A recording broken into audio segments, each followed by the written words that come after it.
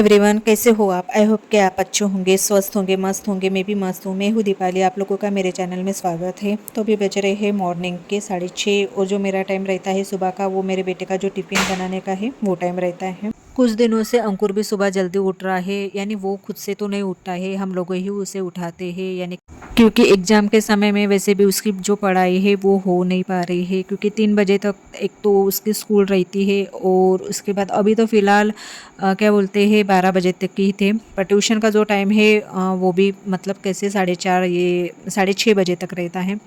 तो उसको कैसे पढ़ाई के लिए टाइम नहीं मिलता है, तो इस वजह से फिर हम क्या करते हैं, उसे सुबह उठ के थोड़ी बहुत जो भी उसका मतलब बैक रह जाता है तो वो सुबह कर लेता है।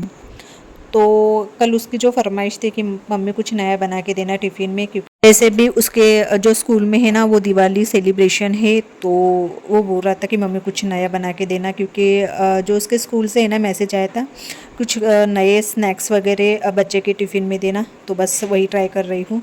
नया यानी कुछ नया नहीं, बस उसको जो साबूदाना है वो बना के दे रही हूँ, क्योंकि उसका जो मनपसंद जो नाश्ता है वो साबूदाना है। तो बस वही बना के दे रही हूँ। आज वैसे भी अंकुर का स्कूल में लास्ट पेपर है, यानी मराठी और हिंदी का जो ओरल है वो, जो कि बच्चों के लिए सबसे डिफ़िकल्ट सब्जेक्ट रहता है।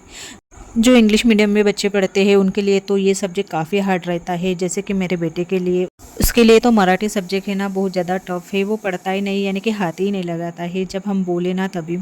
तो इसलिए मैं है ना उसको है ना मराठी जो सब्जेक्ट है वो लेके बैठती हूँ पढ़ाने के लिए, क्योंकि जो मेरी पढ़ाई है ना वो सब मराठी मीडियम में ही हुई, तो मेरा जो फेवरेट सब्जेक्ट है वो मराठी है। तो यहाँ पर मैंने है ना जो हरी मिर्ची और एक आलू बारीक कट के चॉप कर दिया था, और उसके बाद फिर मैं इसमें डाल दी थी मूँगफली और जो भी साबूदाना में जो लगते हैं, जैसे कि पहले मैंने जीरा डाल दिया था और उसके बाद फिर हरी मिर्ची, आलू और जो मूँगफली है वो थोड़े से पकने के बाद फिर इसमें डाल दूँगी साबूदाना। तो यहाँ पर जो अंकुर का टिफ़िन है वो भी रेडी हो जाता है। और आज वैसे भी उसके स्कूल में है ना छुट्टी लगने वाली है, यानी दिवाली की। तो अभी जो 7-8 दिन होंगे ना, तो वो मेरे लिए तो काफ़ी ये होंगे, क्योंकि बच्चे जब घर रहते हैं ना तो घर के काम तो बढ़ जाते हैं, पर वो काम भी है ना काफ़ी लेट हो जाते हैं। और आज है ना मुझे दिवाली की कुछ शॉपिंग भी करनी है, क्योंकि दिवाली को है ना बस 2-3 दिन ही बाकी है। और मैंने कैसे मेरे लिए, बच्चों के लिए और इनके लिए कुछ भी नहीं, मतलब हमने कैसे ख़रीदारी नहीं की थी। तो आज दोपहर के बाद जाएंगे अंकुर स्कूल से आने के बाद। तो यहाँ पर मैं उसका जो कुर्ता पजामा है मेरे बेटे का वो प्रेस करने के लिए निकाल रही थी, पर वो ऑलरेडी प्रेस किया हुआ है, क्योंकि जो उसके स्कूल में है ना आज मतलब लड़के के लिए कुर्ता पैजामा और लड़कियों के लिए कुछ लहंगा वगैरह है ना वो पहनने के लिए कहा है, क्योंकि आज उसके स्कूल में जो दिवाली सेलिब्रेशन है वो मनाने वाले हैं, और उसी के लिए वो आज मतलब तैयार हो रहा है। तो देखिए, और वो खुद से तैयार हो रहा है। डेली तो मैं उसको तैयार करके देती हूँ, पर आज पता नहीं उसको क्या हुआ तो वो खुद से तैयार हो रहा है। और आप लोग मेरे चैनल पर नए हो तो लाइक को सब्सक्राइब कीजिए, नीचे बेल आइकन की बटन है वो भी प्रेस कीजिए, ताकि जो मेरे अपडेट्स है वो आपको पहले मिले। तो यहाँ पर उसका टिफ़िन पैक हो गया है, और मैं डेली उसे एक लंच बॉक्स में एक नैपकिन देती हूँ, पर वो क्या करता है लंच बॉक्स के बैग में नैपकिन रखता ही नहीं। वो अपने जो स्कूल ड्रेस है ना उसके जो पॉकेट है उसमें नैपकिन रखता है, तो उससे कैसे ड्रेस में है ना उसके जो स्कूल ड्रेस में वो कैसे दाग लग जाते हैं। तो बस वही पूछ रही हूँ मैं उसे, और कह रही थी कि बेटा ऐसे करने से कैसे उसके जो ड्रेसेस है ना उसमें कैसे दाग लग जाते हैं। तो बोल रहा था कि मम्मी आगे से ऐसा नहीं होगा। स्कूल में जाने के लिए टाइम बाकी था, तो वो कुछ मराठी के क्वेश्चन पूछ रहा था अपने पापा से। पेरेंट्स मीटिंग में मैंने वैसे भी मतलब अपनी जो बात है वो यही रखी थी कि बच्चों को जो बेसिक है मराठी की प्रॉब्लम वो नहीं आती है। जब बेसिक ही नहीं आएगा तो बच्चों को पढ़ना लिखना कहाँ से आएगा। तो बस वही पेरेंट्स मीटिंग में जो मैंने अपनी बात है वो रखी थी, जब अभी पेरेंट्स मीटिंग थी। तो एनीवे वो तो चला गया है स्कूल, और उसके बाद फिर मैं जो अपनी चाय है वो बनाने लग गई, क्योंकि वो जाने के बाद ही मुझे थोड़ा फ्री टाइम मिलता है।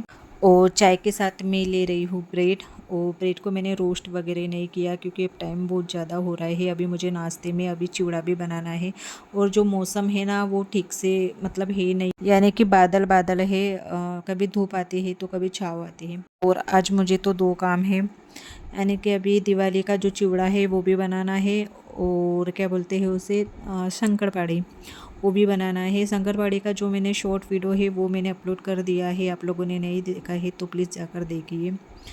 और मैं मशीन चालू करने वाली थी तो कैसे पानी चला गया था, यानी टंकी का।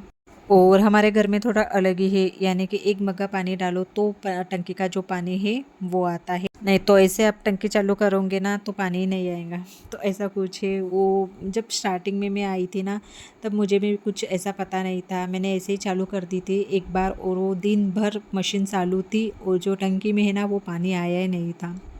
तो इन्होंने मुझे कहा कि नहीं, पहले पानी डालना पड़ता है एक मग्गा, फिर जाके पानी आता है।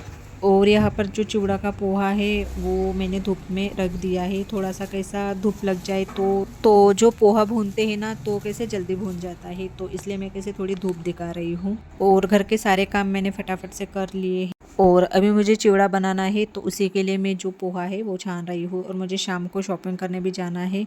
इनको मैंने कहा था तो ये बोल रहे थे कि हाँ चले जाएंगे शाम को। तो फटाफट से ये 2 काम है जो मुझे शाम के पहले करना है, यानी कि अभी चिवड़ा बनाना है, उसके बाद फिर शंकरपाड़ी।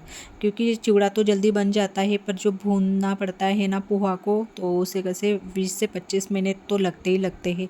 चाहे आप कैसे भी भूनो, पर 20 से 25 मिनट लगते हैं, तब जाके चिवड़ा अच्छा बनता है। तो यहाँ पर मैंने बड़ा सा कटोरा लिया है, और जो पोहा है ये कम से कम 1-1.5 किलो के आसपास है। और बड़ा कटोरा इसलिए ले रही हूँ ताकि जो पोहा है ना भुनने के बाद है ना और ज़्यादा फूलता है। 10 मिनट हो गए हैं हमें पोहा भुने हुए। तो यहाँ पर जो मैं 4 चम्मच तेल लिया है, और उसको मतलब मोहन बोलते हैं उसे, तो इसमें डाल देना है हमें। इससे चिवड़ा है ना कुरकुरित होता है, यानी कि आप है ना ऐसे मुंह में डालो तो जल्दी से घुल जाता है। तो इसलिए मैं जब भी चिवड़ा बनाती हूँ ना, तो देखिए कैसा कुरकुरित आवाज़ आ रहा है। तो यहाँ पर जो पोहा है वो हमारा अच्छे से भून गया है, और जो बाकी की प्रोसीजर है वो इसमें मैंने कर दिया है। तो चलिए इसे अच्छे से मिक्स कर लेते हैं, और ये ठंडा होने के बाद फिर मैं बाद में इसमें कैसे शक्कर डाल दूँगी। तो यहाँ पर मेरा जो 1 से 1.5 किलो का चिवड़ा है वो बनकर रेडी हो गया है, और इसके बाद फिर मैं बनाऊंगी यानी कि शंकरपाड़ी। जब मैं चिवड़ा का पोहा भून रही थी तभी मैंने जो शंकरपाड़ी का आटा है वो गूंद लिया। इससे मेरा जो थोड़ा टाइम था वो बच गया था, क्योंकि जो शंकरपाड़े है उसका जो आटा है ना बहुत हार्ड रहता है, और वो गूंदने में कैसा बहुत ज़्यादा टाइम लगता है। सब काम तो मैंने कर लिए थे, जो मेरे जो दोपहर के काम थे वो। और उसके बाद फिर मैं रेडी हो रही थी, जैसे कि मैंने आप लोगों को बताया था कि मुझे शॉपिंग में जाना है शाम को।